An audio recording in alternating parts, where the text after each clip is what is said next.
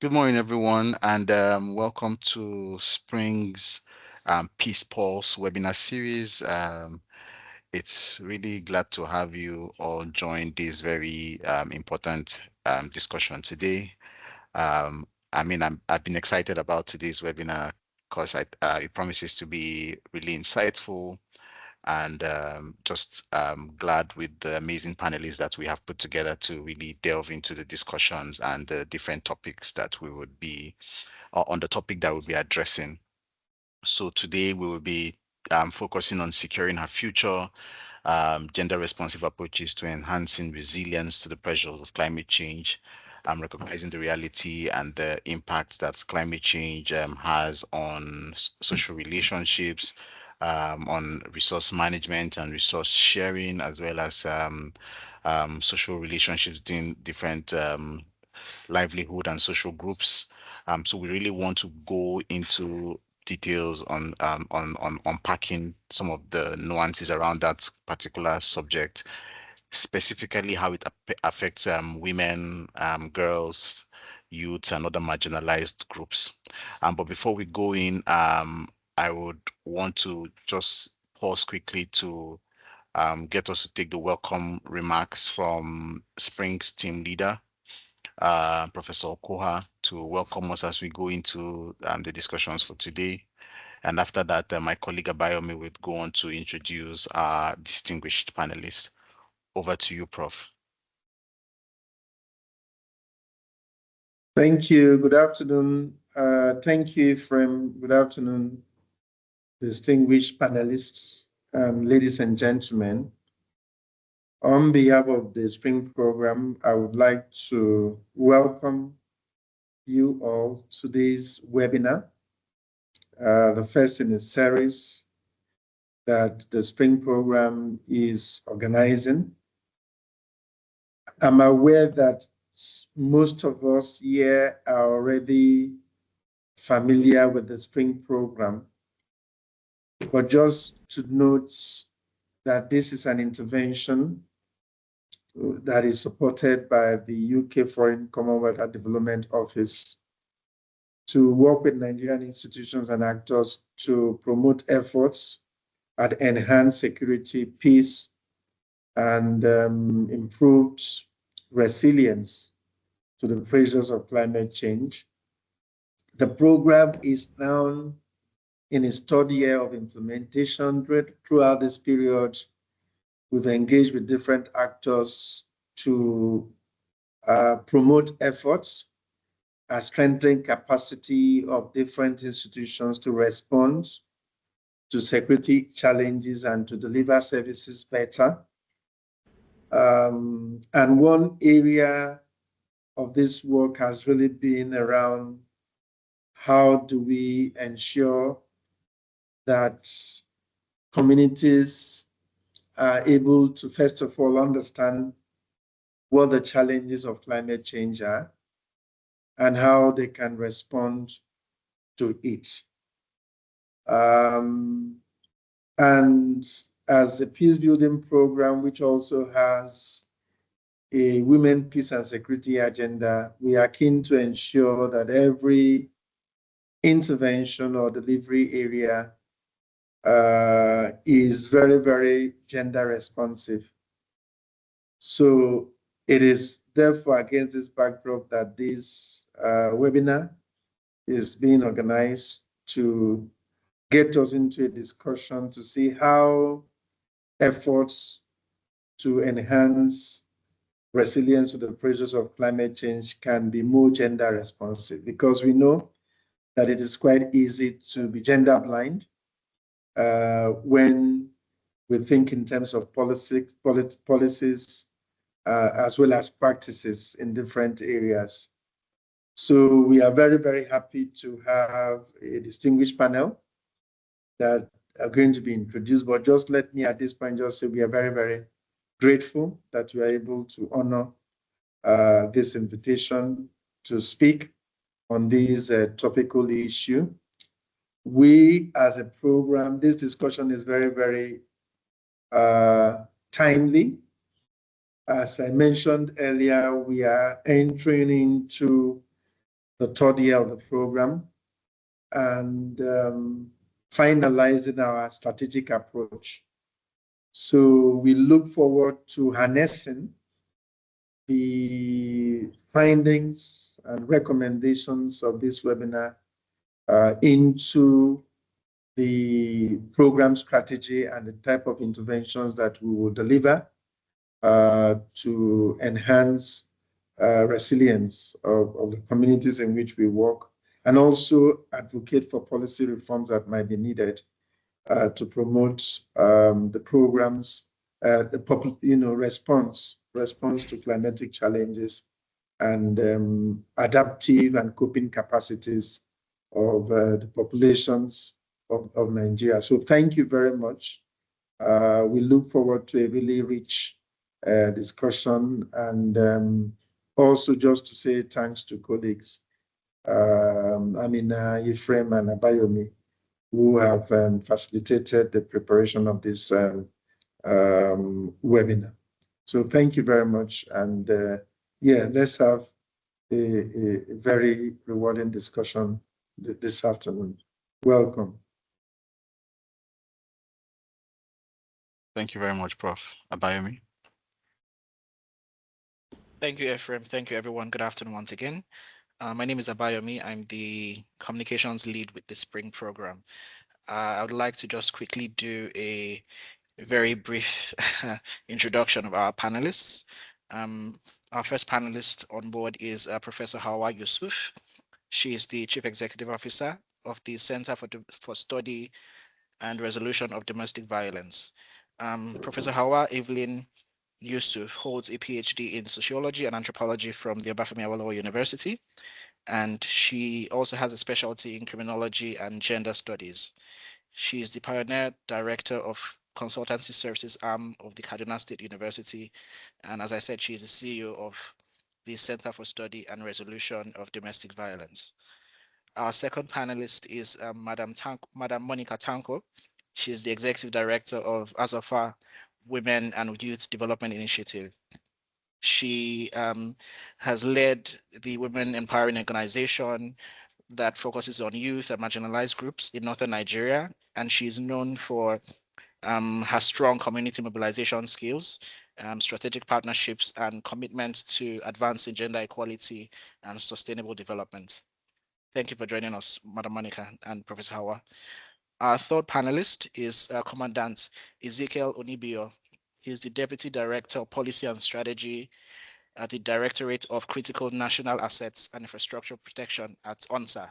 ONSA is the Office of the National Security Advisor, and he is a security and finance professional currently serving in that capacity, and he brings interdisciplinary perspective to security governance, strategic studies, and public finance. Welcome, Commandant Ezekiel. Our last panelist is Damaris Uja, who is the head of programs at the Women Environmental Program. She's a development and governance professional and has over 9 years experience of progressive gender, climate change, peace building, and governance experience with a strong focus on policy development, institutional strengthening, and performance management systems. Thank you for joining us, Damaris. Over to you, Ephraim. Thank you very much, Abayomi. And like Abayomi mentioned, my name is Ephraim Emma, and I work as a research and evidence lead for the Spring program. Just to give a brief overview and the objective of this webinar today, we all recognize that women and youths and other marginalized groups, are really disproportionately affected by the impacts of climate variability, especially when its results are results from structural inequalities or exclusion from or weak inclusion in decision-making processes that relate to governance processes around natural resource management, or that they even do not even have the they have limited productivity resources that empowers them resilience to respond to climate shocks and stresses. And we know that the combination of these different challenges weaken their voice and agency, um, whether as individuals or as a heterogeneous group, especially when we look at the social category, look at them as a social category with intersecting identities, and how women in rural and urban communities and urban settings are really affected by the impacts of climate change, and how resilience capacities vary across these locations. So for today's discussion, the objective of this panel really is just to highlight the gendered impacts of climate change and their intersecting impacts on women's livelihoods, economic opportunities, and natural resource accessibility. Also to just showcase gender responsive approaches that enhance women's resilience to climate shocks and attendant stresses on natural resources, amplify the significance of women's participation and leadership in climate response, natural resource management and governance, and community resilience initiatives, as well as engage on proposing policy actions that are required to integrate gender considerations into climate change mitigation and adaptation strategies. And finally, to explore opportunities for strengthening synergy and collaboration among government institutions, development partners, civil society, local community actors to promote women's roles in developing sustainable climate resilience solutions.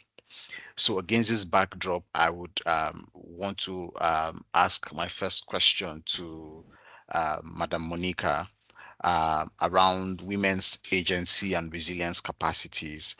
So, Madam Monica, we all know that women are often portrayed as victims of the impact of climate change, yet we know that they are also very, very critical agents of strengthening resilience. So, could you please share your perspective on how we can ensure that women support resilience building to climate threats in our society? Can you also just share some examples from your work and experience where and how women have also led successful climate adaptation efforts? Okay. Thank you so much for the opportunity given to us.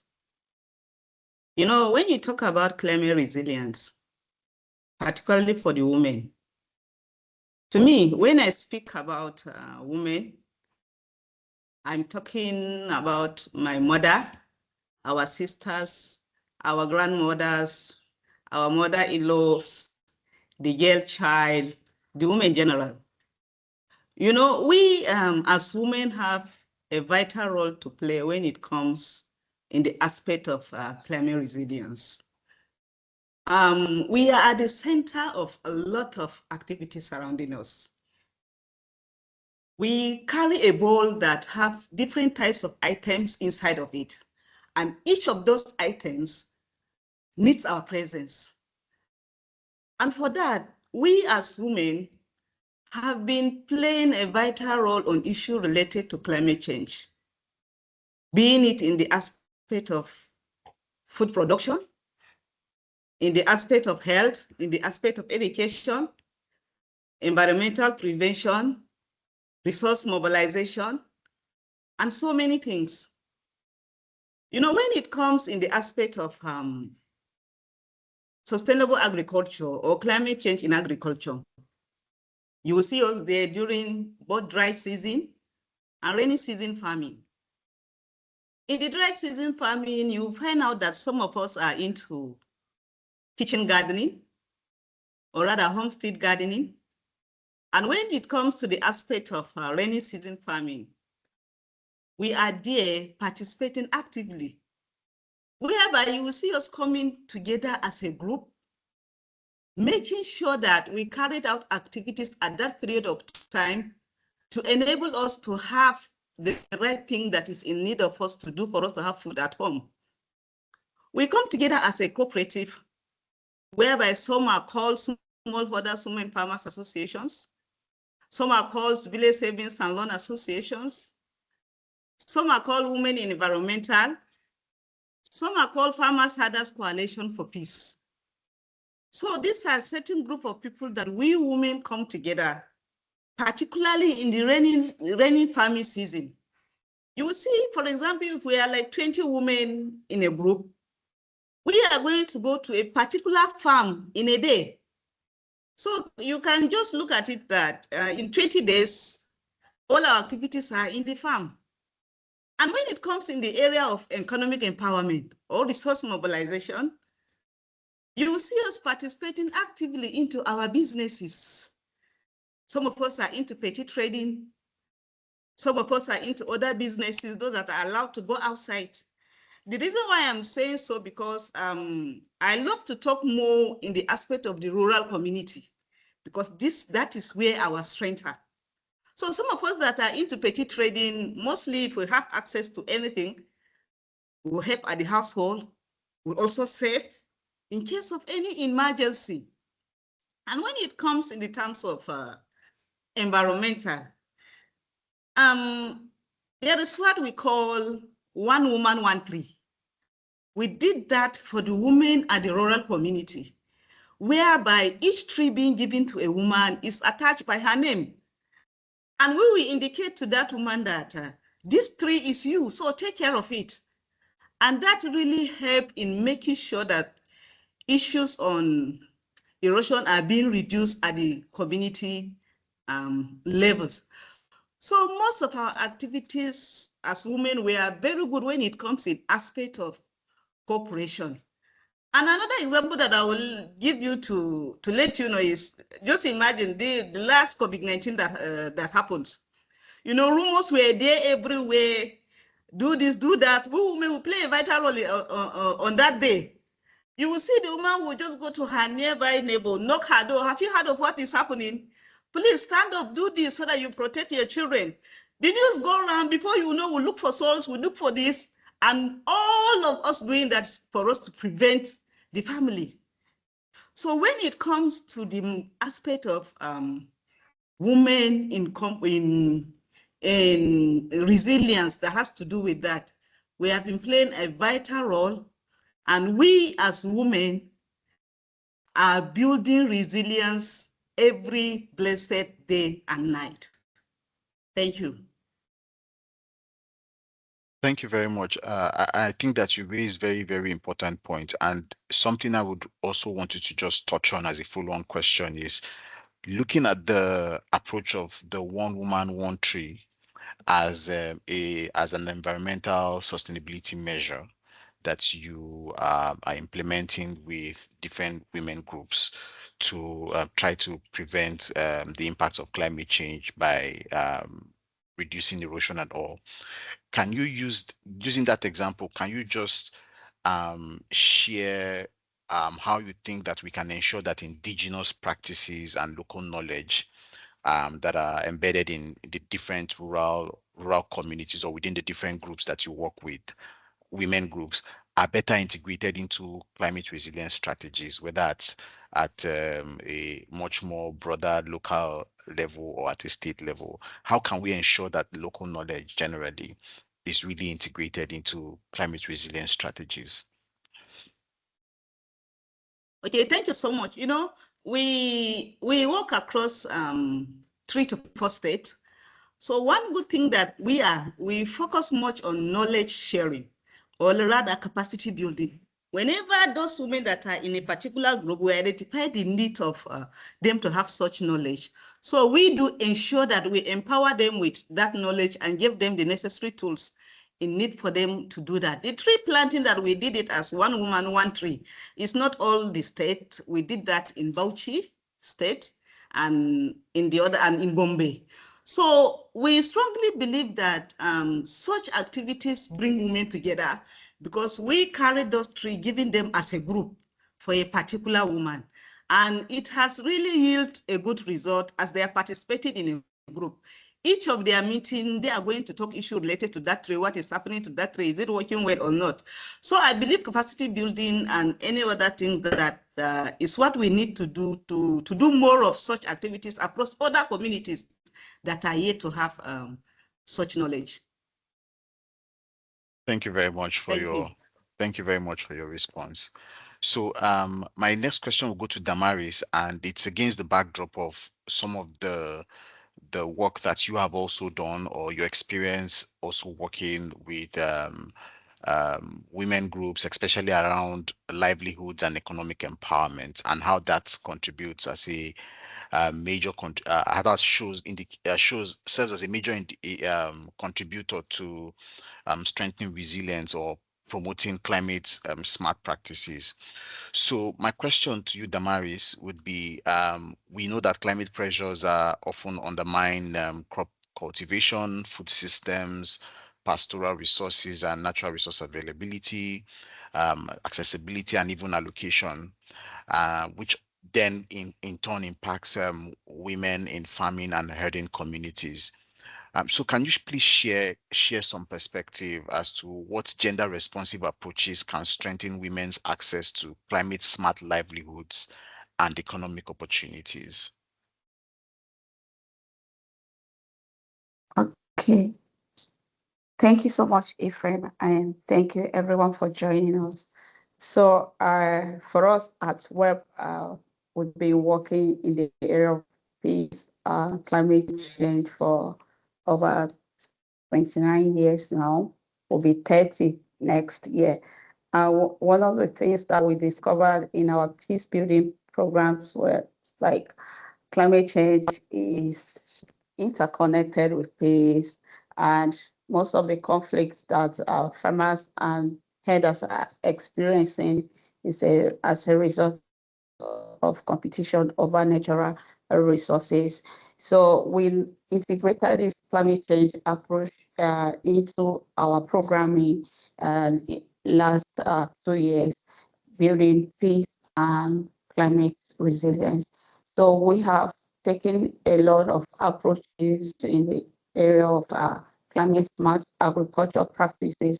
One of the things that has really worked effectively for us on the peace and climate change programming is introduction of the aquaponic farming system. So when we first heard about this, like, what is this? Can you work in communities? How is it done?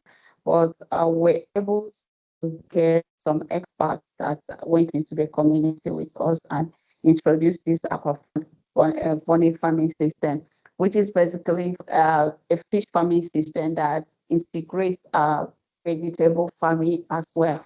So you have your fish pond constructed in your home, not necessarily you be in the river to be able to do the fish farming. And then you have your vegetables grown in the same system. And then you have the water that you use for that. And the waste that is being generated from the fish pond is also serving as a fertilizer to your vegetable. And it was quite interesting to see women indicating interest to learn this, because looking at it from a distance, you feel that it's quite complex. But when they were trained on how to use it, they actually embraced the technology. And it's the same approach that we are using on the Spring project, where we're implementing in Benue State.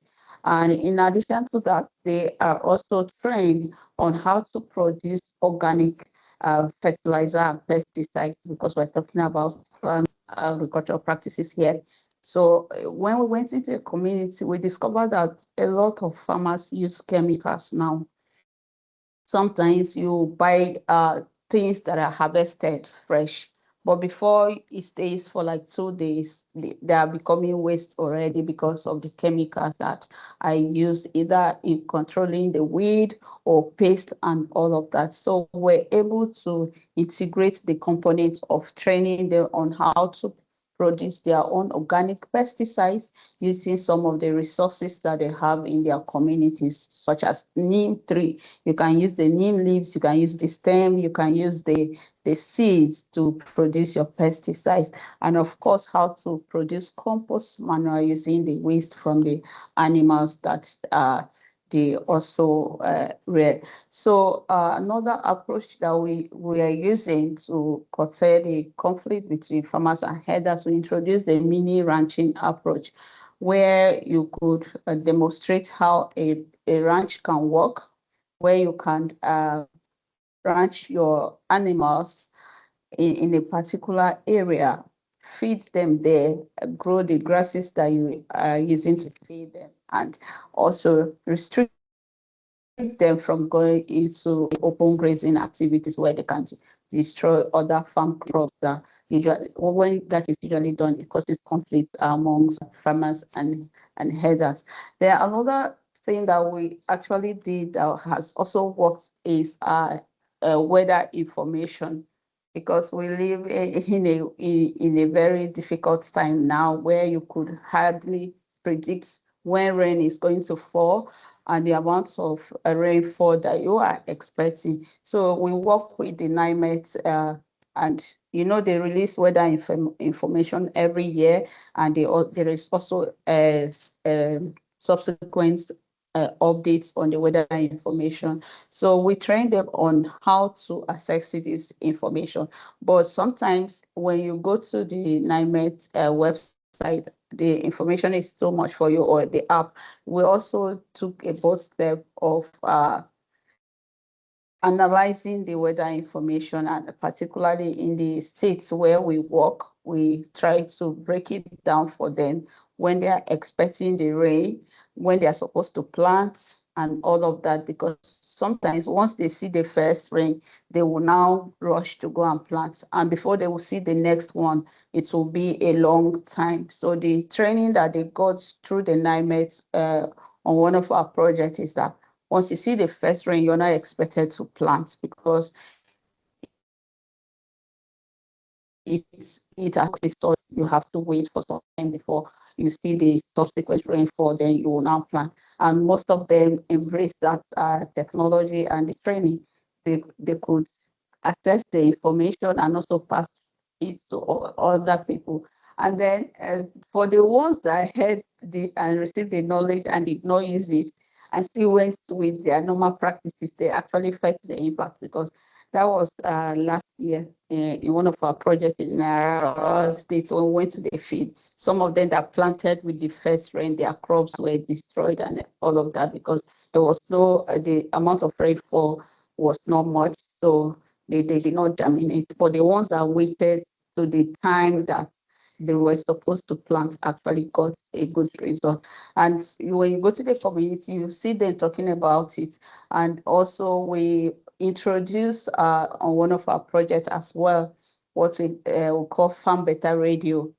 Because most of these community people, they listen to radios a lot. So it's one of the ways where you could reach them with this information. So we'll get people to come and talk to them about climate smart agricultural practices and how they can improve their farming approaches. So we finally, before I stop, I don't know how much time I still have, we have also been doing a lot in the area of policy engagement. Web supported collaborated with the Ministry of Environment to develop the first National Action Plan on Gender and Climate Change for Nigeria. It expired last year. This year, we work with the government again to assess its implementation, to see how we can work with them as well during the review to see what worked well and the areas that we need to improve on. So those are some of the things that we have been doing on our own part to improve women ways of adapting to the impacts of climate change. Thank you very much. Thank you very much, Damaris. I really like the way you drew a connection between livelihoods, economic empowerment, and then your engagement with different policy and national level actors to facilitate access to whether it's climate information or implementing policy. So this leads me to the second question that I would want to ask you, because I think you started touching on it. So can you share some insights based on some of these interactions that you've had in your experience into how financial institutions, government actors, and development partners can improve women's access to climate finance, resource-based productive assets, and other appropriate technologies to just help sustain climate smart livelihoods and economic empowerment. Can you please just share? Of course. Okay. Thank you very much once again, Ephraim. So, when you hear about climate finance, it's kind of a broad word. And when you look at those climate finance mechanisms, you see that they are actually very complex. That rural women, where communities where we work are not able to access it. So I think that the first thing that we need to do, if we actually want these communities or the rural women to benefit from the climate finance mechanisms that we have, is first to design programs or projects that target them directly. So if development partners, government institutions, or private sectors are able to access this funding because they will have all the collateral and all the requirements it takes to access this funding. When they get it, it's now their responsibility to break it down, to take it down to the level by designing interventions that are tailored to us, making impact in the lives of the women at the community level. For instance, we could decide to have some micro finance or grants or some packages that will not have those serious or restrictive requirements that the community women will not be able to afford. We can decide to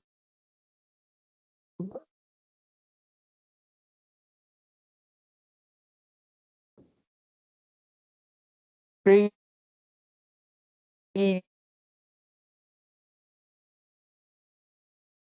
I think we are losing Damaris.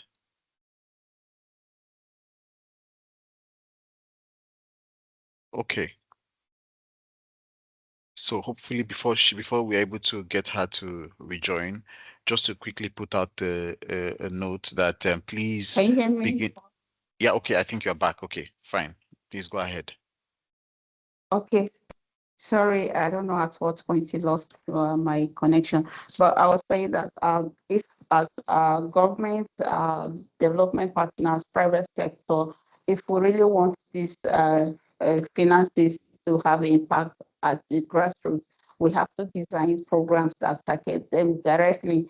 For instance, if we're able to access these grants because we have the requirement, then it's our responsibility to come down to the grassroots level to design packages that suit their own context to be able to benefit and that will not limit their access. For instance, we could have them in village service loans, we could have them in micro finance grant and have them as as cooperative, because if you go to these communities, you will find these women in groups. Community you go to that you will not find them in groups having meetings or doing one contribution or the other. So it's just left for us to leverage on their existing structures that they have in the communities and make these grants accessible to them and invest in them. We could decide to design some green investment packages for them to be able to access it and go on with their normal businesses, even if it has to do with renewable energy. What are those packages that we can design in our own project to enable them have access to these grants? That's the only way they could benefit from it. But if you leave it at the higher level there, where you need to bring some things to be able to access them, then it will be very difficult for them to get that. We decide to also have them in form of health insurance schemes, because sometimes people don't really look at the area of insurance when they're talking to farmers. But you know that there is also a higher risk associated with farming, especially in areas where they use a lot of chemicals. Their health is at risk. So how do we design some packages that will have impact on them? Those are some of the approaches that we could use to make them actually benefit from some of these grants. Thank you. Thank you very much, Damaris, for those insights that you have shared. please, I would just want to put out a quick footnote. Please put your questions together, put them in the chat box, because we would get to a point where we would pause after the panelists have shared some of their perspective, to then begin to take the questions and engage in much more robust conversations around some of the points that they have raised. So my next question is to Commandant Ezekiel Nibio, and this is related to governance and policy around resilience and climate responsiveness. So I'd like to ask you, sir.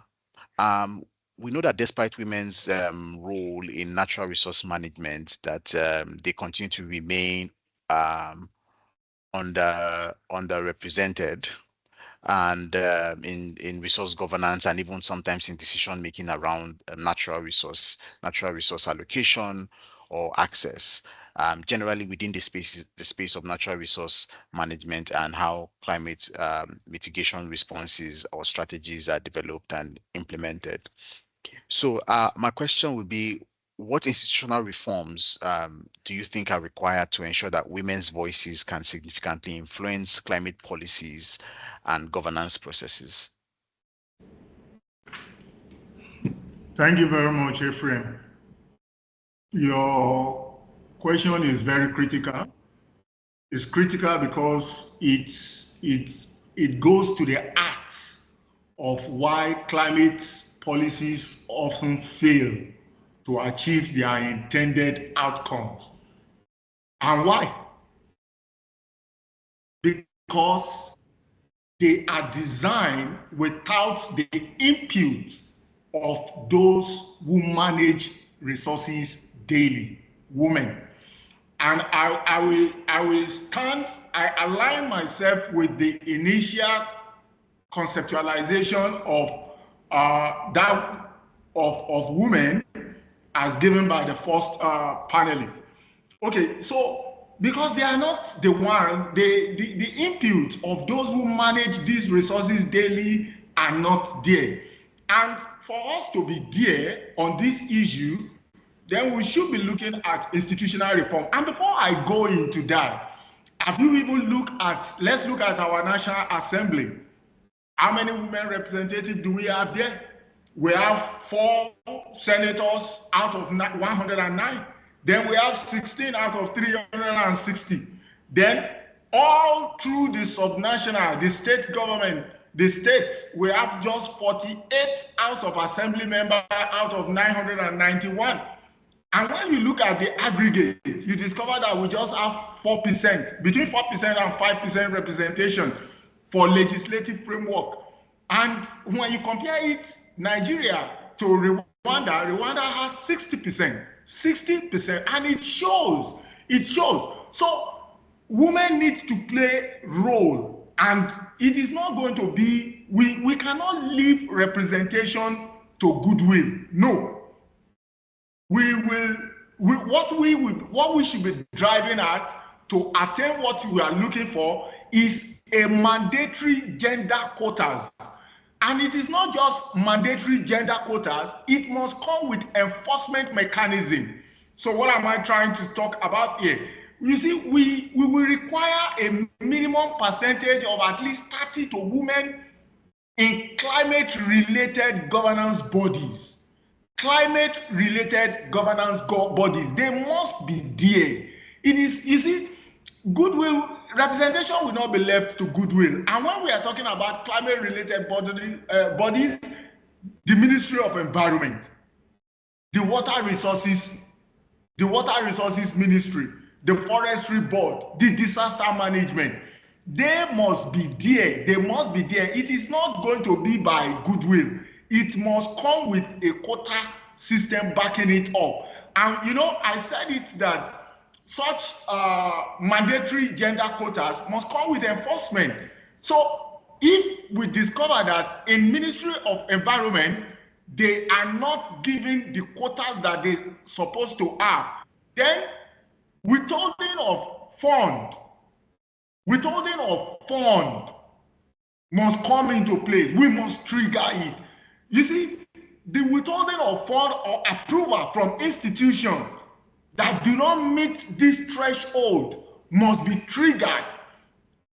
And come to ask yourself, how many senators, how many House of Rep, how many House of Assembly has deliberately giving out climate resistant seedling? And you do it in a way whereby once they are giving it to women, the person that will collect from it at harvest period is ready, so you can't eat it. How many? What do we give to this? And you see, they form the bulk. They form the bulk. So we must come up with a mandatory gender quotas with enforcement mechanism. And the enforcement mechanism is what I've said. Go to our disaster management area.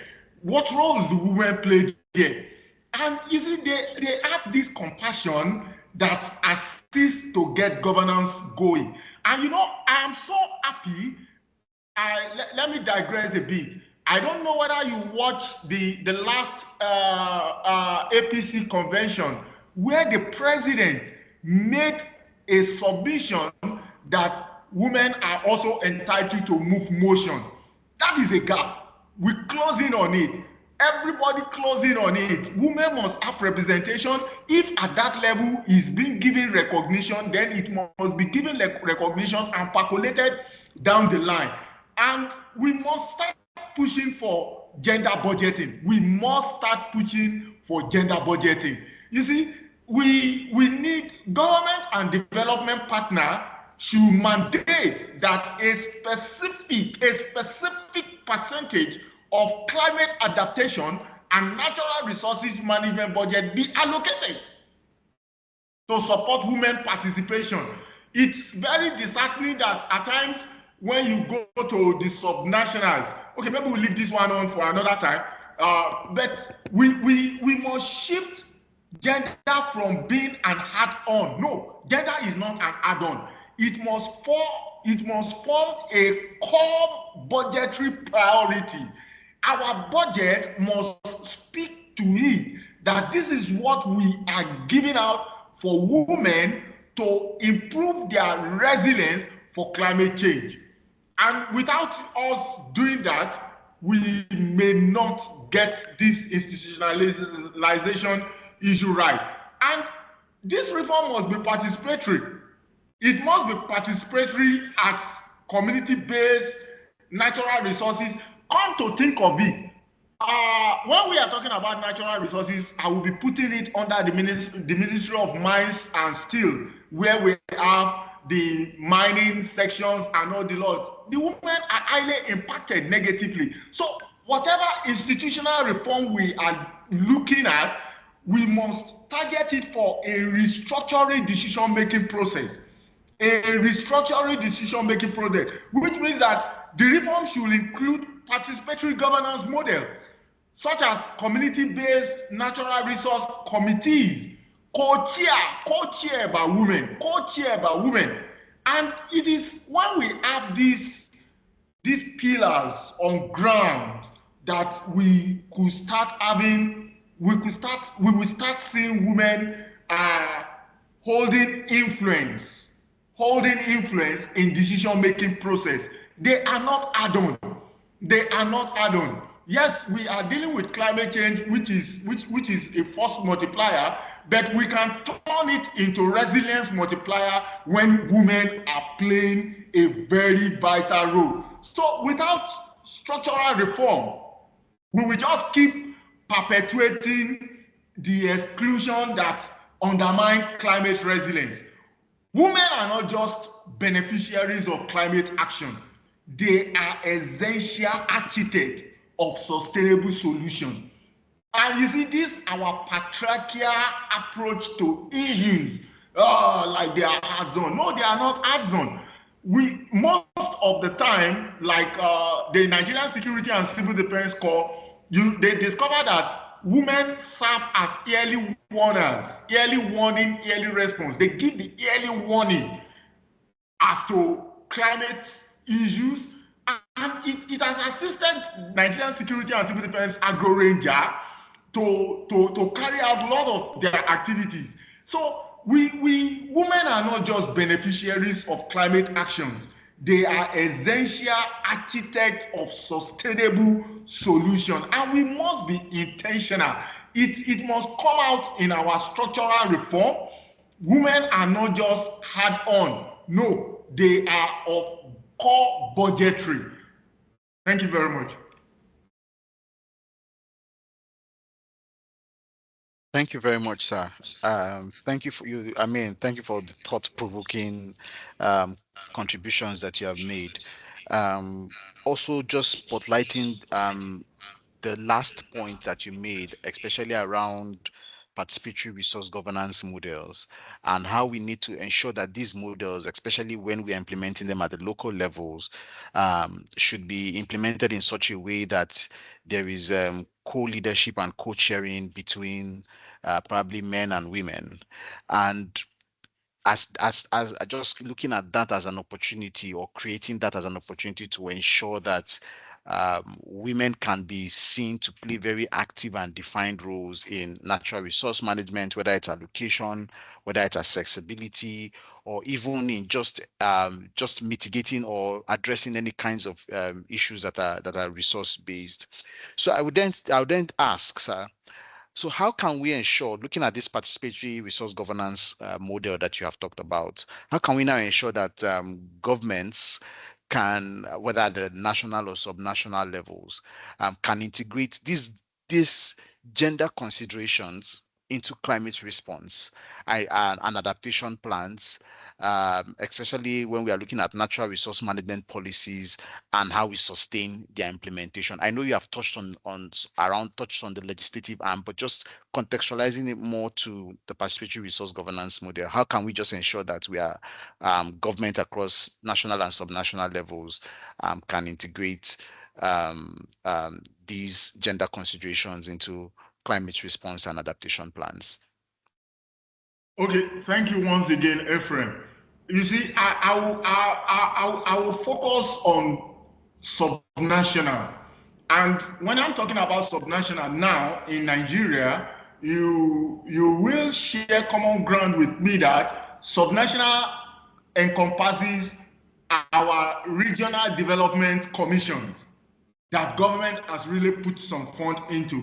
And when you look at all the 6 regional development commission, you ask yourself, where is the tone of women in these? So we need to really walk through that and get a good representation in that order. So subnational, the regional development commission, 1, subnational, the state, subnational, the local council, now, and the municipalities. Okay, so, and these are the areas where climate impact are acutely felt and where adaptation actions are expected to be implemented. So how do we get it to be participatory? Let us then move forward by ensuring that Ministry of Environment, Ministry of Agriculture, Ministry of Natural Resources, in each of these subnational must have a dedicated gender focal unit.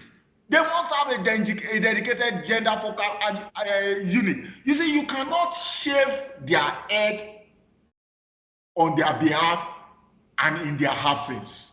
So put them, let all these key ministries that are very important to climate issues, that are very important to women issues, that are very important to the sustainability of peace, let it be driven by women. So a gender focal unit with clear reference and budgetary allocation must be streamlined. They will review policies for gender responsiveness. They will coordinate with women's group. They will monitor implementation. You see, most of the time that we set up women's group, they end up being answerable to a table that sees them maybe as a nuisance or see them that these women don't they date too much. No. So we must be deliberate. We must be intentional. we must have a dedicated gender focal unit with clear terms of reference to coordinate, and they are the one that will serve as bridges between formal governance structure and community-based women, between formal governance structure and community-based women organization. And you see, we must start devolving climate finance to women-led organization. You see, I'm not always freaked with this disposition that we have trained 200 women. No, I'm not freaked by those things. I'm more concerned about the outcomes. Okay, fine, we might have trained 200 women. What is the outcome? What is the outcome? Have we then seen more participation of these women in governance? So we must devolve climate finance to women-led organization. Okay, fine, I'm very happy that the National Council of Climate Change in Nigeria is headed by a woman. Okay, so we need to drive more policy in that area and make sure that there is climate financing to women-led organization. Women-led organization. I keep telling people from perspective as a security consultant that look, ranches beautiful, localize the ownership of ranches. If there is a ranch in my own community and the women in my community are the one in charge of the ranch, any elder can as well stay there and be comfortable. There is mulching, there is water. Whatever women are handling, they handle it with peace glove. They think wider than our own patriarchal approach. So we devolve climate finance to women-led organization. And this could be done through dedicated grant windows, revolving loan schemes that has them in mind, put them in mind, then direct budget transfer accompanied by capacity support. So I will expect the Regional Development Commission, all the 6 Regional Development Commission to streamline fund in that direction. I will expect the state, the local, to equally do it towards a climate finance of women-led organization. Then we should be mindful of the fact that so like I said, we will not just base it on how many women have we trained. We will look at women's livelihood. Has it improved? We will look at the decision-making power. Has it improved? And that is why if there is any takeaway we should be looking at in this our gathering today, we should be looking at reinforcing and restating that the special seat for women bill must be allowed to pass. We cannot be operating with 5% representation when countries close to us within our region, Rwanda, is operating with 60%. It will not help us, it will not advance us in any way. So the special seat for women bill must be given all the support it needs. And I'm so happy that the First Lady, distinguished Senator Oluremi Tinubu, is on this. So we give all the backing, and once we can achieve that, it will go a long way. It will surely go a long way. Thank you very much. Thank you very much, Commander Dr. Onibio. I'm really, really excited about the points that you raised about devolution. And I think that in terms of really looking to strengthen the roles that women can play in climate resilience and response or mitigation, it's really important that we are really channeling resources to these particular groups, considering the points that Damaris and even Monica made around some of the work that they do. And thank you for this recommendation around ensuring that even in this devolution, especially within the framework of the regional development commissions, this should be targeted to women-led organizations. And I must just add that especially those who are engaged in climate change mitigation and natural resource management type of work. And Hello, Ephraim. Hello, yes, Ephraim. Please let me yes. cut you short a bit. Recently, Nigeria insisted that all the banks must be recapitalized. Some of them are having over 500 billions now in their hand, looking for what to do with it one way or the other. We must devolve finance down to climate issues, but to gender, female, women. It must be very specific. So we must come up with policies that is compelling the CBA to direct them that certain percentage of your capex or of your operating expenses must be targeted towards this area. Thank you, and sorry for the interruption. No, thank you very much. I think that that's also a very important point that you added to the point I was trying to reinforce around devolution. And I think this takes me to the question that I'm going to ask Professor Howell, especially that Professor Howell, you bring in a very, very strong scholar practitioner um, um, um, hat to this particular conversation. And this is just looking at overall what everyone has talked about, but just looking at the intersection of peace, climate pressures, and collective action. Um, I would just ask you in the Northwest and North Central Nigeria, we know that climate pressures contribute to resource competition and conflict. So I would ask you, what role can women play in promoting dialogue, peace building, and sustainable resource management in these local contexts that have been highlighted, Professor Hawa? Thank you. I must say that it's been very inciting listening to my colleagues on the panel and to say that, yes, at this point, we should not just be talking about integrated multi-stakeholder partnerships when it comes to issues around climate change. As rightly said by Commandant Onibio, you know, women are those that manage daily house and community resources. So they serve as gatekeepers of early warning and early response. You know, they are the ones to immediately notice that, oh, the wells have started drying up. And this is what leads to competition over resources. And this is what leads to conflict within the community. Now, women's role must go beyond just financial inclusion and all that. There is a gap that has to be bridged. And this gap revolves around understanding what these women can bring to the table. It is not a matter of saying, stand up and let me sit down. It's a matter of saying, let's sit together and reach a compromise. You know, women are the ones who broker, their expertise in brokering peace can never be overemphasized. These women have a way within the community to decide, okay, this well is drying up.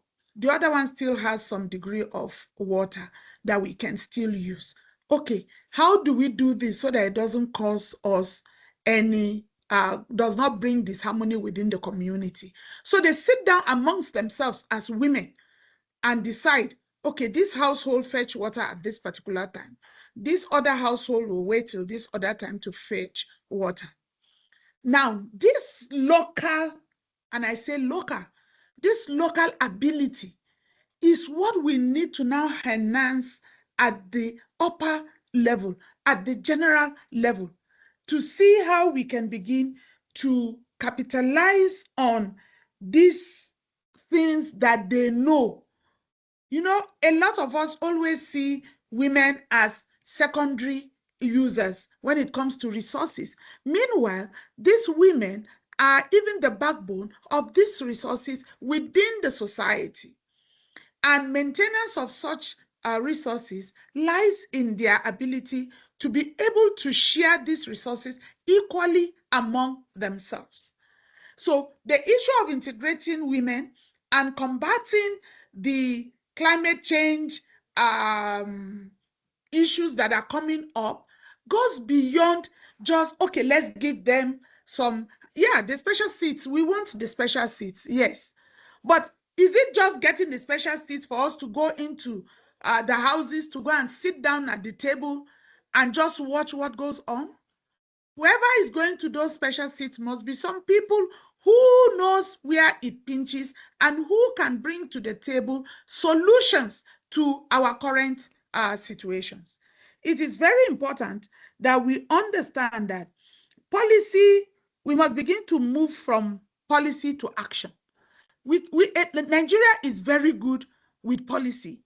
We will have policies, I mean, the NAP, the SAPs in the states, and these documents will be in the shelf, they will be stocked away, and nobody is reading them. Okay, so let's begin to move away from policy formulations. Let's begin to move into actions. There are monies where they are. Let us utilize these monies to empower women, like others who have spoken before me have said. It's not about training. I'm telling you, these women have the expertise that those of us who go to conduct trainings do not have. These women have expertise, they are very intelligent, and they are more resilient than those of us who sit in the corridors of offices and think we know everything. And I say think we know everything because the focus of the typical local woman who is affected by climate change, because remember, in the communities, women are the primary storers of seedlings. If you're looking for very good and viable seedlings, you will get it from women in the community. But these same women are the women that you are saying should not have access to land or land use. I'm talking, if you're looking at the typical northeast, north central, northwest region, how many women have access to land for use?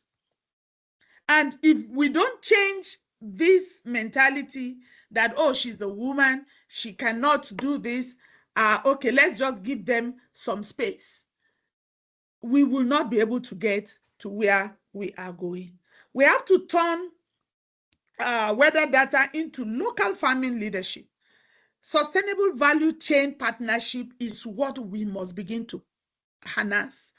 Women have large-scale production, but what is the value chain attached to their products? Yes, we go give them seed monies, they begin to farm, they have large yield, but at the end of the day, there is a man somewhere who is a middleman who will now go to the local people, collect what she has produced, and take it up without looking back at how much effort she has put into that production.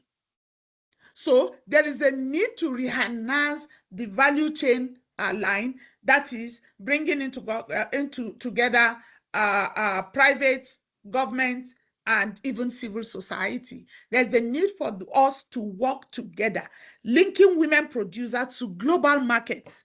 This is something we have to do. Procurements, private certifications from CSOs,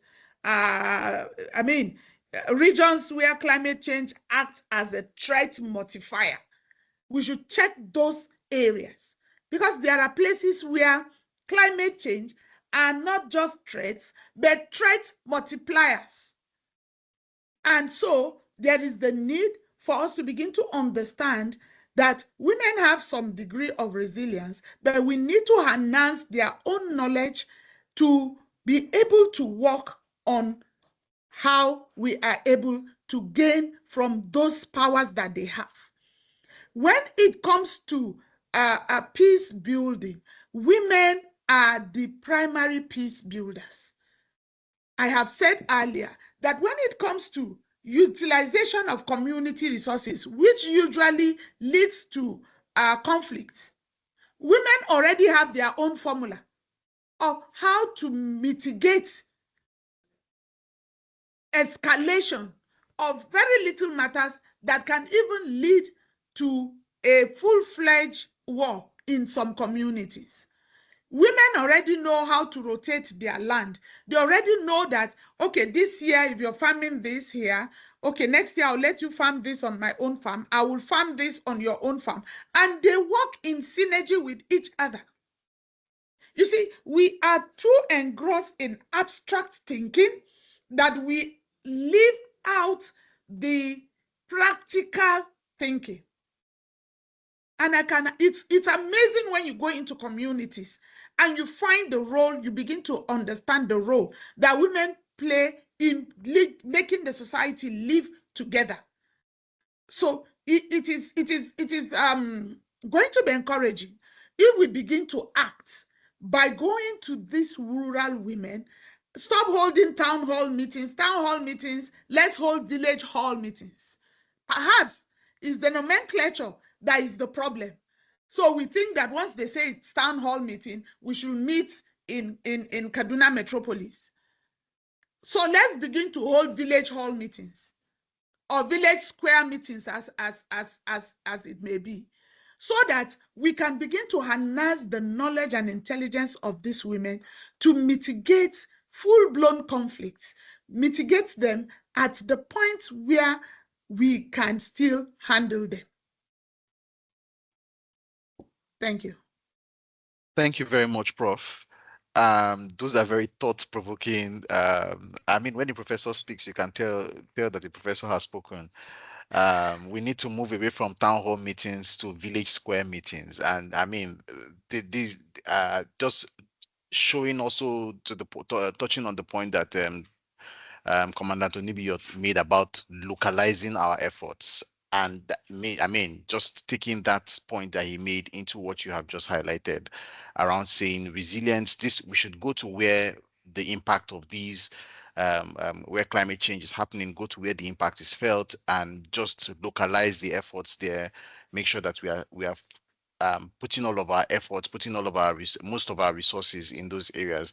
So I'll then ask you a follow-on question, Ma.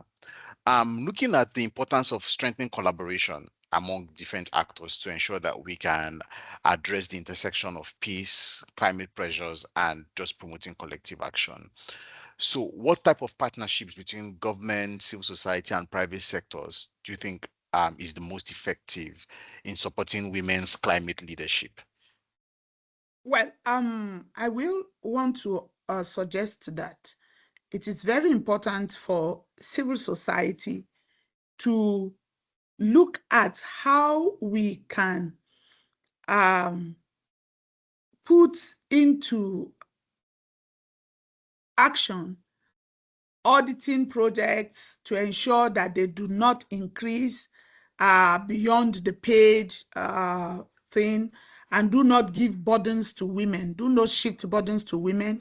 Let us have this audit thing. Let there be a synergy between government and civil societies to understand that when you intend to carry out a particular intervention, that you are transparent enough not to transfer burdens to the women that we want to help.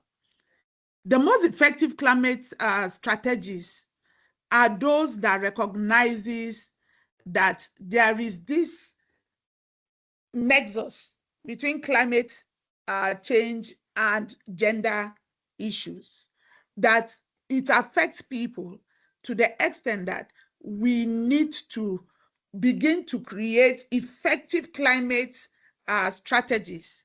And then those that recognize peace building, environmental sustainability, and gender equality, that these three issues are inseparable. So when we invest in women's leadership, we are not just solving a women's issue, we are securing the resilience of all. So let us begin to make sure that government does not see civil society as a threat, and begin to see civil society as enhancers, as enablers of success of policy that they have put in place. You want to go to a community to invest in the women there. what you would be needing is to make sure that there is a civil society organization within that community that can keep tab of what is going on. So we need to stop doing bringing mitigations in silos. We need to begin to harness what we have. The Hausa man will say, I had a karfi the karfi, whatever that means in English.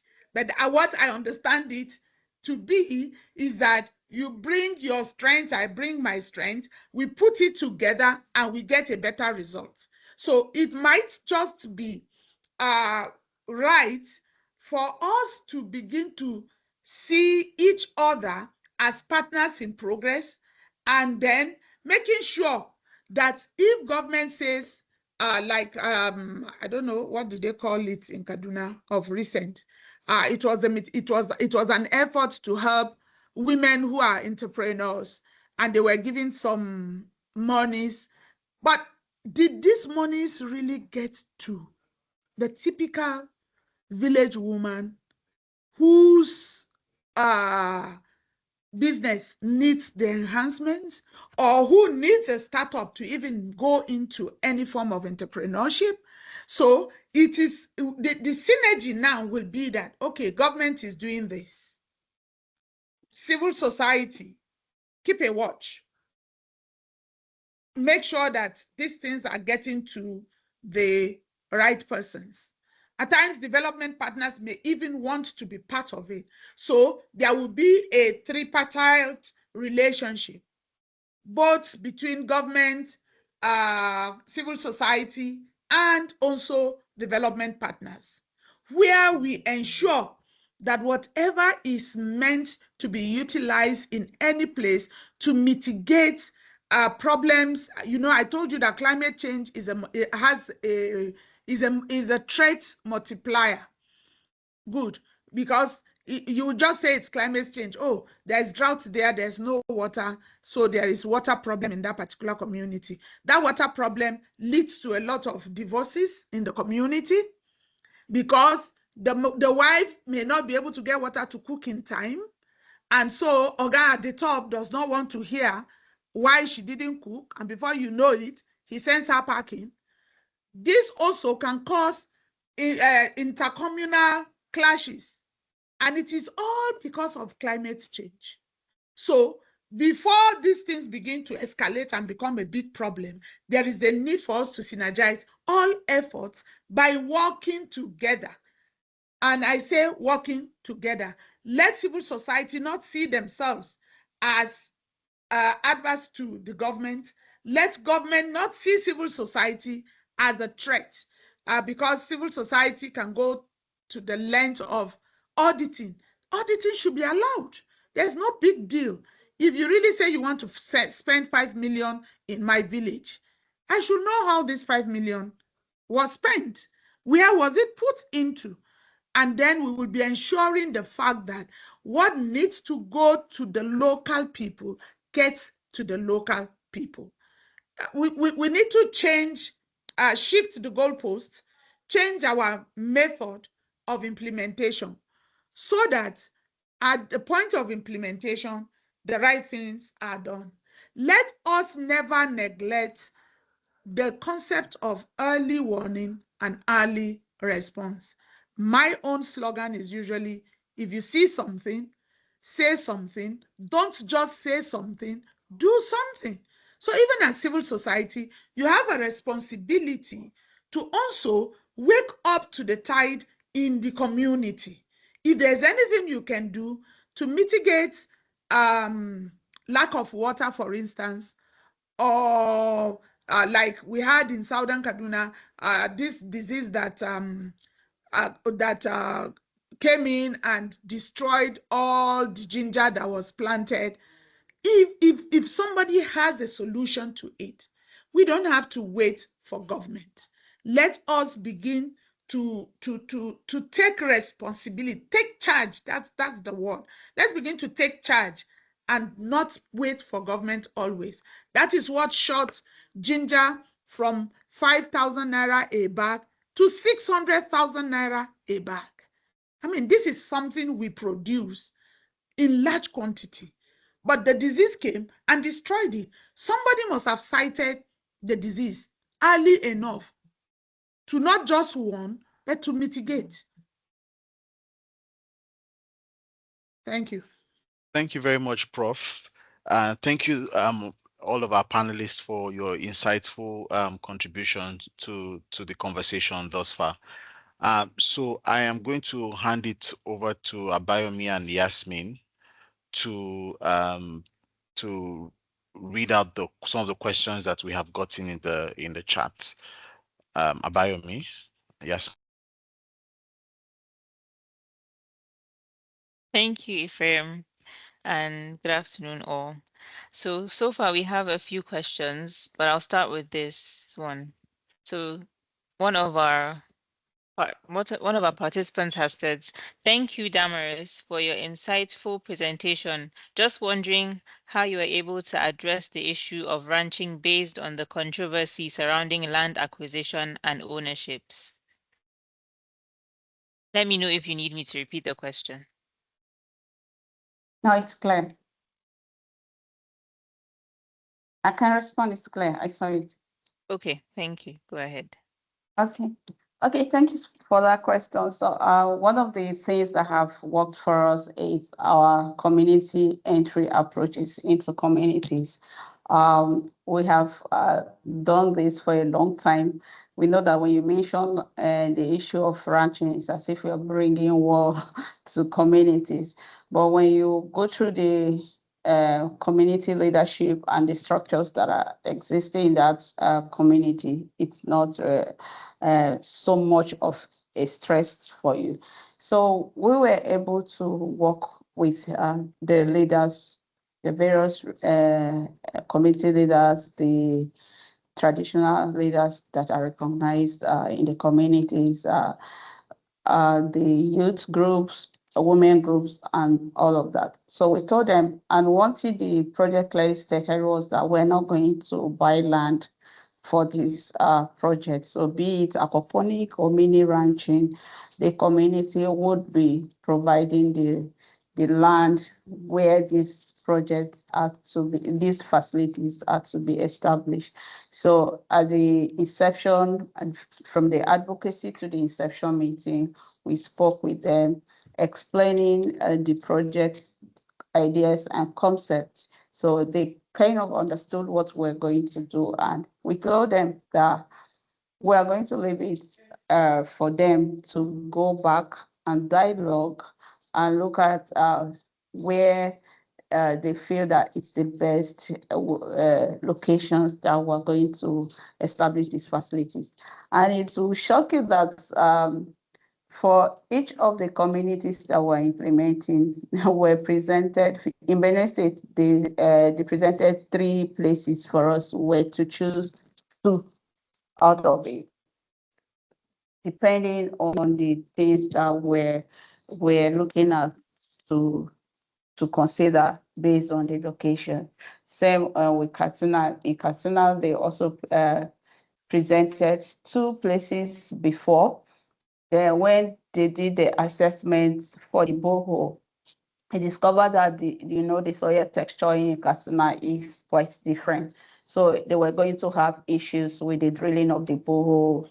So the community still made efforts to provide 2 additional locations for them to assess, and those facilities were set up. So I think what really helped us was getting the communities involved at the initial stage and for them to understand what the project was about and the kind of impact it's going to have in the communities, and also to let getting them understand that if this work were for you, you could people could come to your community to learn, and it will be like an asset in your community, depending on how you take care of it and how well you manage it. So they were able to embrace it. I think it's just that approach that worked, getting them on it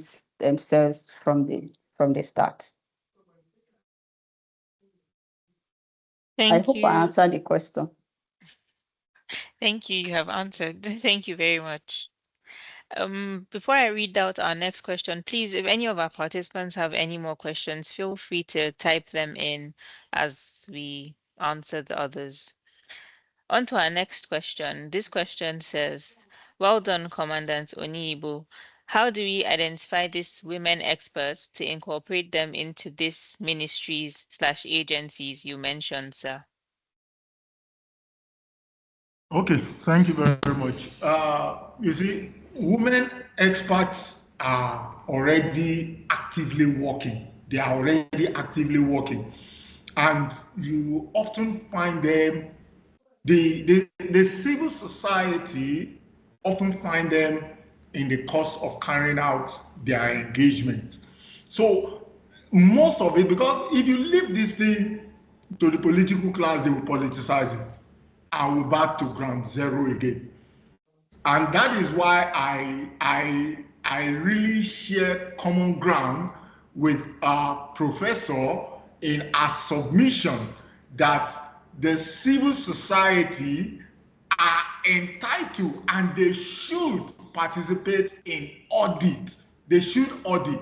Not only audit, they should equally they should equally be coming up with scorecard and rank the participation of the local government, the state government in issues that has to do with this. So the women experts are already actively working. They are already actively working. You can see them in the academic roles, you can see them in research roles, you can see them being engaged actively by the civil society. So it is from this it is from this that we can, it is from this war chest that we can draw them out. And it's not just to find them now, they are there already. So it is to formalize pathways for their integration into policy and decision making. Into policy and decision making. They are there already. You and I, we can identify them. The civil society can bring them out. The academia can bring them out. And so the next thing is formalizing their pathway into the integration, policy, and decision making. And that will be a shift from informal network to systemic and merit-based process. And that is what is going to drive a lot of change for us here. It will help us to drive a lot of change here. And like I said, that I align myself with what Prof said, that civil society organization should play a role in audit and publicly score the implementation, of the Regional Development Commission in respect to climate issues and resilience. If publicly score the state government, the civil society should come up with a dashboard that does that. And when we discover that any of these levels are found wanting, then they are not allowed to take loan from the international community. Then CBN will roll back their accessibility to financing. The summary of this is that immediately you attach accountability to climate budgeting, then everybody will take dressing. And the role that they see, look, the international community feel free to give funding to civil society organizations. So we shouldn't shy away from allowing civil society organizations to audit and publicly score implementation of what we have done so far. So government ministries, local government council should submit annual gender responsive budget report. It is by that we show that we are serious. Every government ministry, every local council, just submit your annual gender responsive budget report. And that is when we know we are serious. And that is when the international community will really give kudos to us. Prof said something, and I'm still relying again, I'm still standing on what Prof said, which buttressed what I said earlier, that in the security sector, we discovered that women are the best of early warners. They give the early warnings. And those early warnings are indicators of problem coming on your way. So you take dressing. Look at what the military is doing as per winning the heart and mind. You win the heart and mind through the women, the girls, the children. They say something. Then you do something. They say it, they do it, they give the information. And you discover that, like I said, it has really helped the Nigerian Security and Civil Defense Corps, both the mining marshal and the agro ranger, in having some inroads, some penetration to de-accelerate insecurity, because women are taking up early warning mechanism. And so they are there. All we need to do is to make sure that they come into the policy framework level, and they can easily be identified by the Nigerian the civil society, the academia, and they are there. Thank you very much. Yeah, and if I may, Please go ahead, Prof. Can you hear me? Yeah, if Yes, I may, please go ahead. I also wanted to state clearly that we also, a very decisive action would be for mandatory gender responsive climate budgeting. Institutions must ensure that 100% of climate funds are analyzed through gender lens before any approval. It is a very, very important thing to do, because yes, we have budgets for climate change, we have budget for a lot of things. Well, some people will even claim we now have gender responsive budgeting, but we have to be deliberate about it. We have to ensure that 100% of those funds are subjected to gender lenses before it is approved.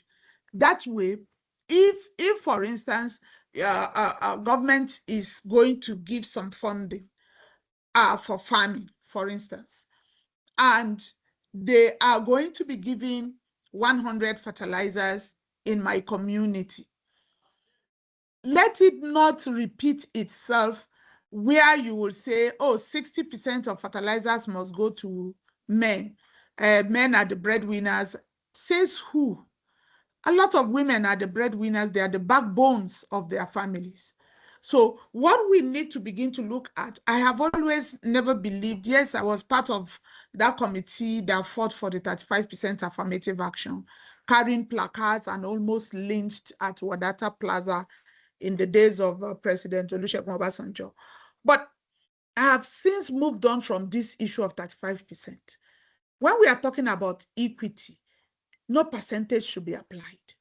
I should be given what is due to me because I am supposed to get it. Why are we making these put women in leadership positions as if we are begging for it? It's not something that we should be begging for.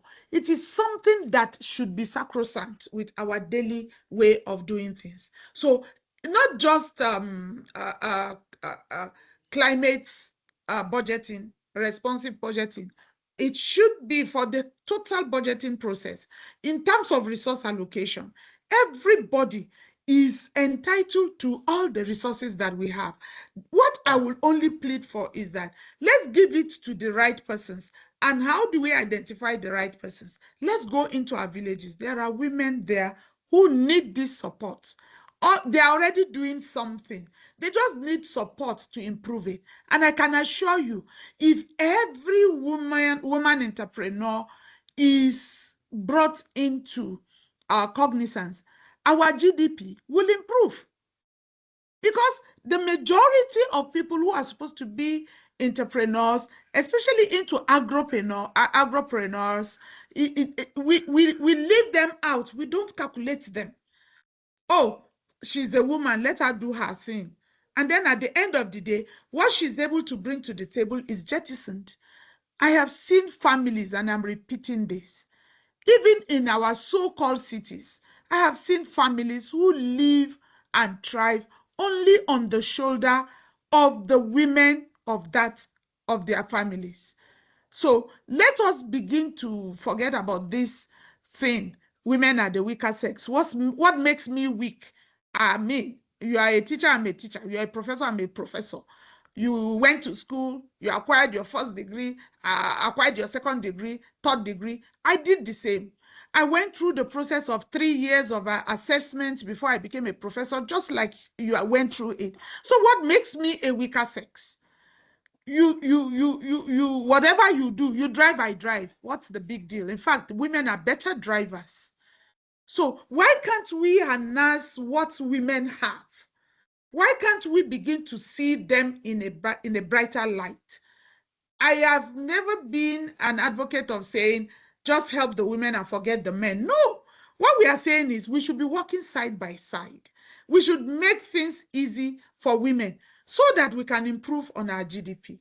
Thank you.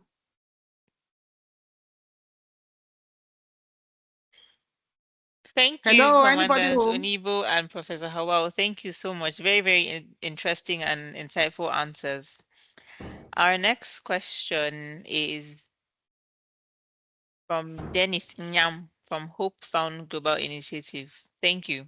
How can we address the issue of stereotyping women as a weaker gender in very many societies or cultures in Nigeria? What's But I believe Professor Hawao has given us the answer from the previous question. From answering the previous question, she has answered this question from Dennis Yam. Thank you. Our next question is from Jamila. Thank you so much for the interesting conversation. Given that climate change acts as a threat multiplier, how can we ensure women's unique resilience capacities are harnessed to improve the overall climate response of their communities? The floor is open for any of our panelists. Well, I Okay. think harnessing the unique resilience capacities of women is something we have discussed through the discussions over and over again. Just to say that early warning, early response is something we cannot put aside. So it is how early we are able to mitigate the effects of climate change that will be able to enhance and improve the overall climate response of our communities. Like I said, at times, rains can be deceiving. Oh, the rains are here. The women are usually the first to start clearing the farmland around them and all that and all that. But as they do that, they begin to study the climate. How is it going? Where is it going to fall and all that? So what I am insinuating here is that we may think that these women farmers did not go to school, but gone are the days when only professors have gone to school. We have 1 million of women farmers who have the qualifications to be professors. And they are professors in their own rights. Let's begin to talk to them. Let's begin to ask them how they are able to survive.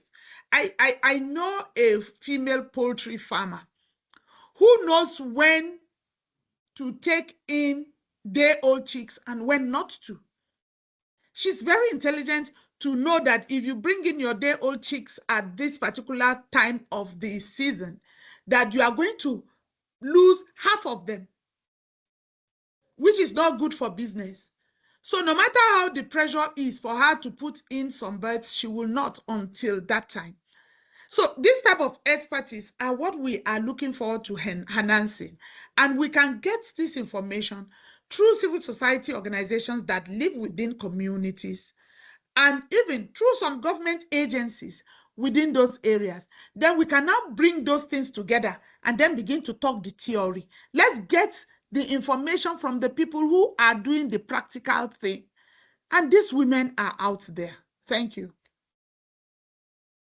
Okay, let me just briefly contribute in that aspect also that another way we can ensure women's unique resilient capacities are met is, like I said earlier, to mandate a gender responsive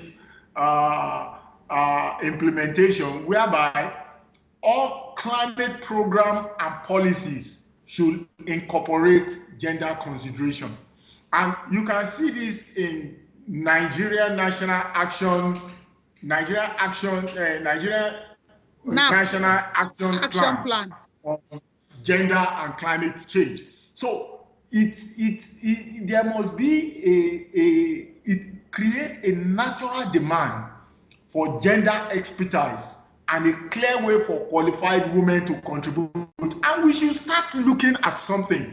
We should formalize a secondment or fellowship program whereby we create a structured position that brings external expertise directly into government, such as fellowship for women in climate policy. It could be a 12-month placement within a ministry or a department, particularly the Ministry of Environment. Consider Ministry of Agriculture. Consider the Mines and Steel.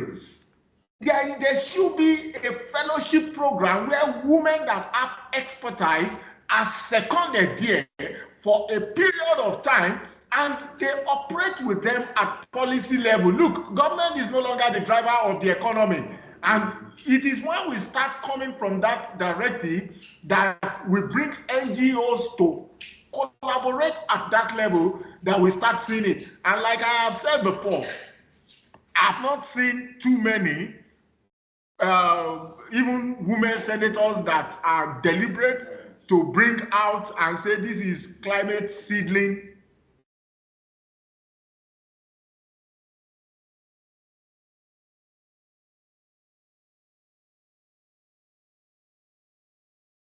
Well, I think that we have lost Commander Nibio. Damaris, do you want to jump in, and then Madam Monica can also touch on the same, just to share her perspective as well on the same question? Sure, yeah. So, as I said earlier before, there's no community you go to that you will not find this. At that.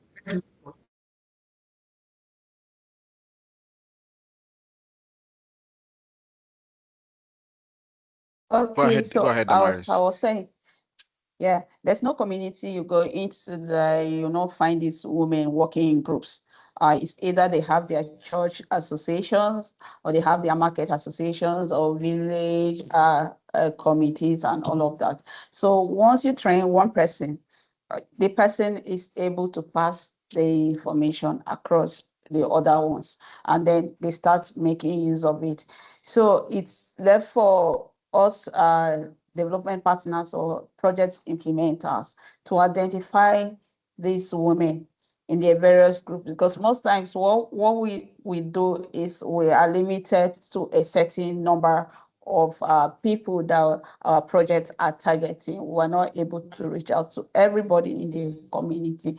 So having them trained and then emphasizing the need to pass the information to the other grassroots women that are not able to get the first-hand information is very important. And also, they have their own indigenous knowledge. Before we have the early warning, early response mechanisms that we have now, they already know their times and seasons, just that it has changed. So now it's left for us to leverage on their existing knowledge. Then before now, it was like this, but now you will be experiencing these changes, which is what is called climate change. And say, when it happens like this, these are the things that you are going to do to be able to adapt to the changing climatic conditions that you are experiencing. Thank you. Thank you. And in addition to what she rightly said, we only need a push. We only need a push, and that will enable us to carry much more strength in doing our activities. For example, one good thing with Sprint project that is a little bit different from other donor that we have carried on activities. We work both at the grassroots level, at the national level, and at the state level. So we pass information from the grassroots to state to national. That enables our community members to have more understanding, particularly on issues related to climate change. I will just add more little example for an activity that we've carried out, whereby we introduce to them elephant grass. Most of them don't have much knowledge on that. But via our activities, some of them are now into grazing those elephant grass at their home, whereby they sell it, also have incomes at home. So it has been a unique program that women are participating actively in the aspect of farming. We need a separate budget for women, particularly in the agriculture, not as women youth budget. No, let there be a budget for women, and from national to state to local government. Whenever the budget is there, let it be specific for the woman, so that we'll have enough resources to carry out our activities. Some of us, when there are the tools being used, if they are friendly used for women, we yield good food products. Some of the women that are into farming, they have what we call food bank. They come together as a group. After harvesting their produce, they do save it in the bank, in that their food bank. When there are challenges in that community, they do identify either double orphans, single orphan, or the odd age mothers. You will find out that they mobilize those food items being kept at the food bank, move it and give it out to those women. So we have been playing a vital role, but the most important thing, please, let there be a separate budget for women, not women and youth. Thank you so much.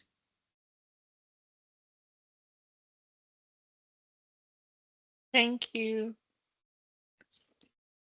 Thank you, Professor Hawa'u, Damaris, Commandant Onibo, and Monica for the very insightful answers to the question. Our next question is, what are the strategies for including women in grassroots decision making? I will take that. Okay, thank you. I am the chairperson of Women Mediators Network in Kaduna, and through our work, thank you, Spring, and other donor agencies, we have been able to have, through our mediation and engagement with traditional leaders, we have been able to have more women in the traditional council. Take the Almighty Zazo Emirates Council, for example.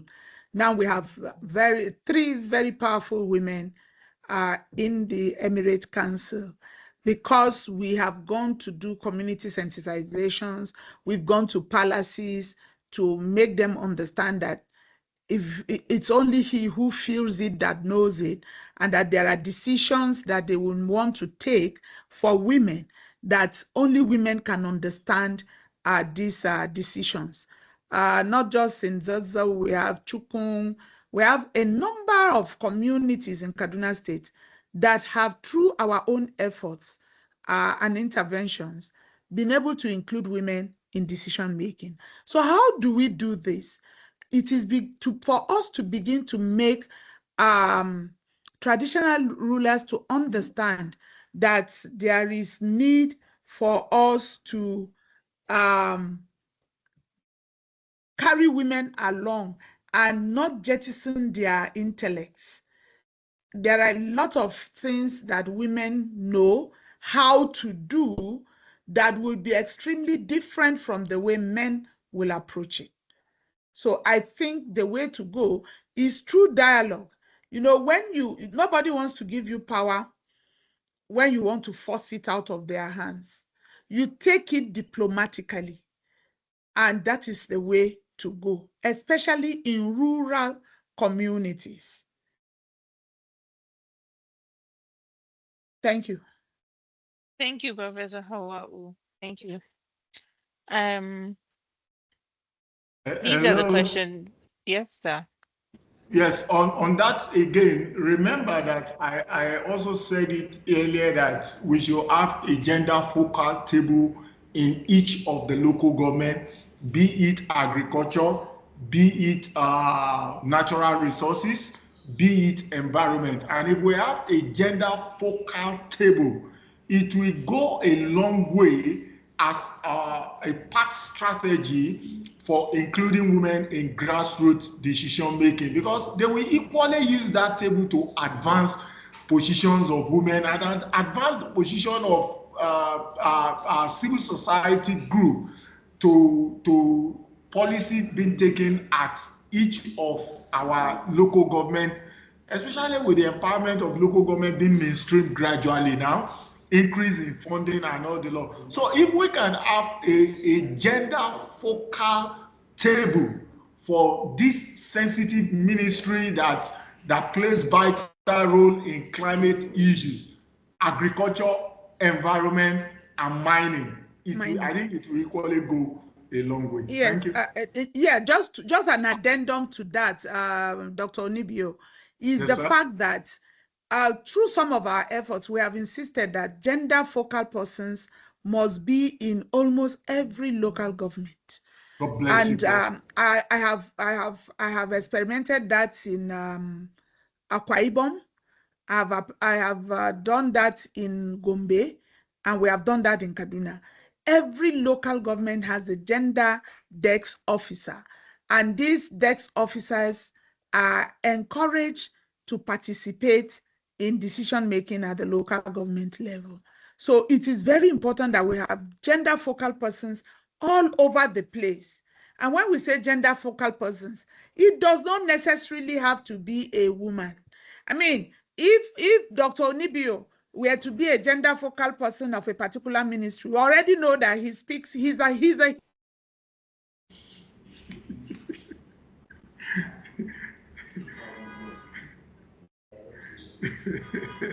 Thank you, Prof. Thank you, Prof. I think Prof Thank you. has is having issues with her network. So just so that we are almost at the hour. So I would want to ask you, Dr. Onibio, sir, in terms of, in 1 minute, in terms of recommendations and how we can proceed in terms of now moving away from just rhetoric and talking to how we can begin to push for practice. What one action do you think, in your experience and perspective, should government and civil society institutions implement to ensure that climate resilience strategies secure the future of women and girls?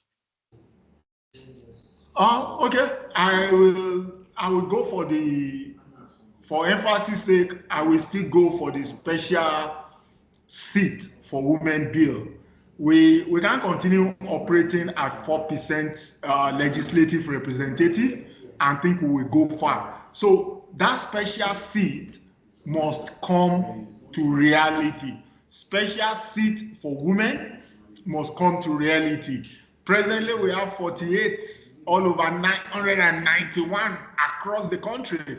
That is way, way, way low there, 4%. So I will go for a special seat for women bill. It should come to reality. Then finally, I will still put emphasis on a gender focal person in each of all the the 774 local government and municipal that we have in Nigeria. Thank you very much. Thank you very much, Dr. Nibio.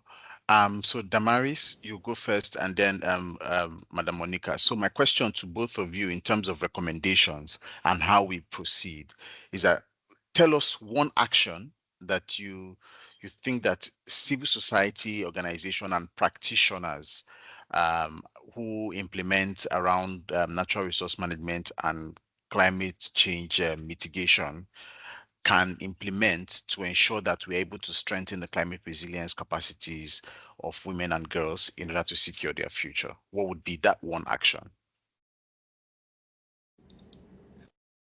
Okay, for me, it will be capacity building for all stakeholders, be it women that are mostly affected, be it traditional or community leaders, because we cannot solve these issues without involving these structures, which most times they are like the grassroots problems where those issues start from. So we should not neglect the influence of all the community structures that we have, the traditional, the religious, the youth groups, and all the categories of people that have influence at the community level.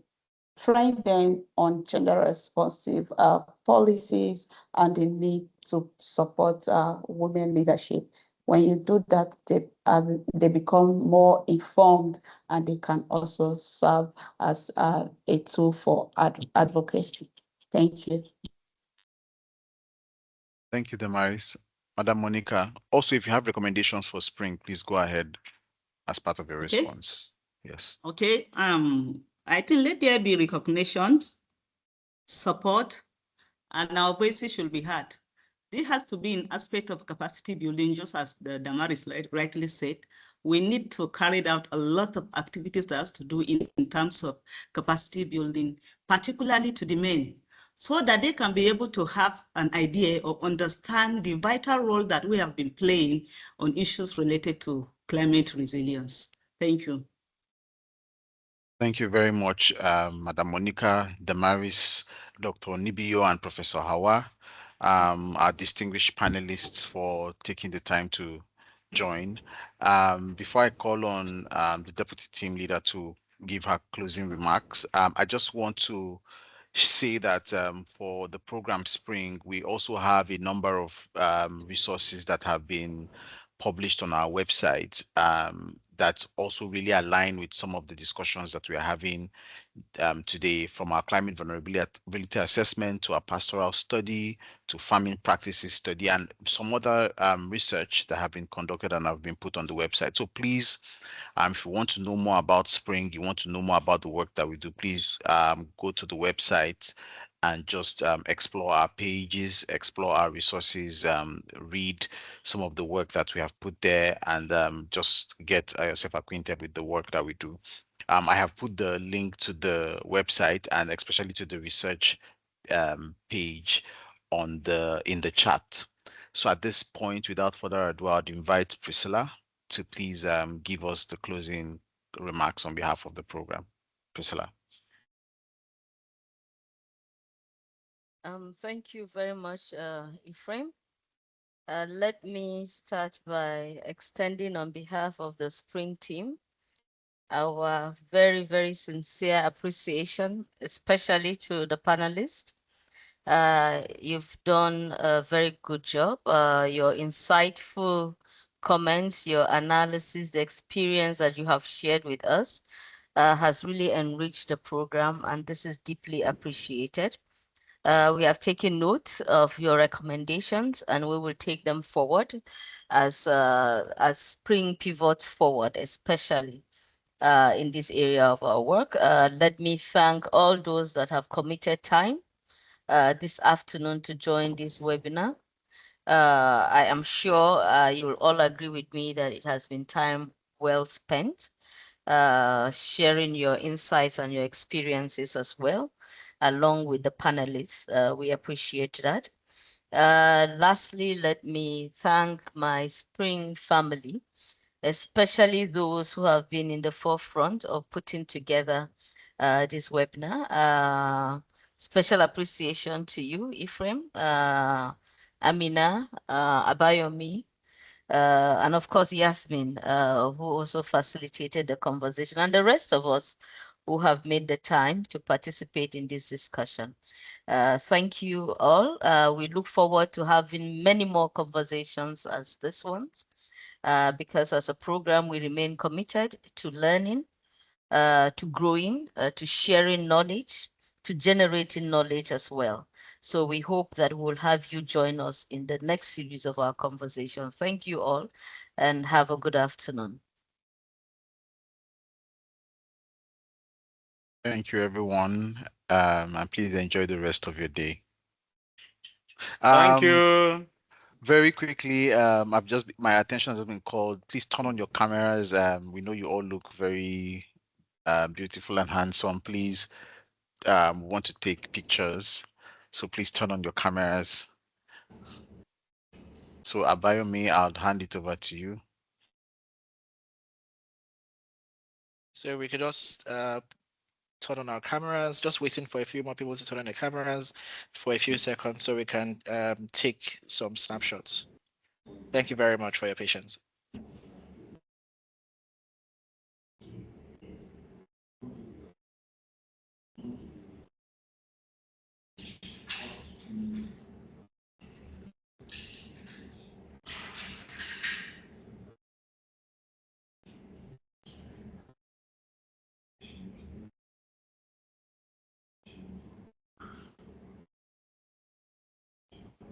Thank you all very much. Have a good afternoon. Thanks once again for joining the webinar. Bye, everyone. Bye. Bye, everyone. Bye. Bye bye.